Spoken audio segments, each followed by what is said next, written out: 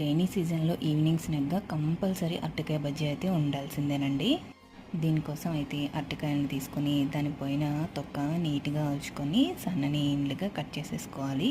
ఒక ప్లేట్లో కొద్దిగా పసుపు, కారం, ఉప్పు, అలాగే అల్లం వెల్లుల్లి పేస్ట్, కొద్దిగా వాటర్ని యాడ్ చేసి దాన్ని ఒక గ్రేవీ లాగా తయారు చేసుకొని మనం కట్ చేసి పెట్టుకున్న ముక్కలకి ఈ గ్రేవీని బాగా పట్టించి పక్కన పెట్టుకోండి.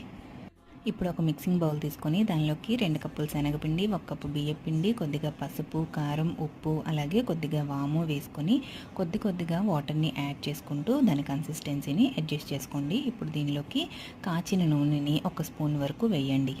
ఇప్పుడు మనం ముందుగా కట్ చేసి పెట్టుకున్న అరటికాయ ముక్కల్ని ఈ బ్యాటర్లో ముంచి కాగిన నూనెలోకి వేసుకొని అటు ఇటు మీడియం ఫ్లేమ్లో కొద్దిగా ఫ్రై చేసుకుంటే మనకు కరకరలాడే అరటికాయ బజ్జీ అనేది రెడీ అయిపోతుంది.